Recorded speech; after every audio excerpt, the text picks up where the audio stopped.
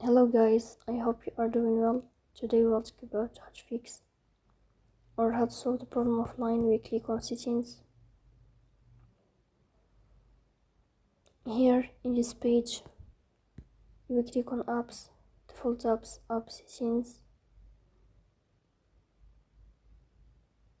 In this page you will search about the application of line and you will click here. Then you will click on first stop and you will click OK. Here you will enter to the window of storage. Then we click on clear cache.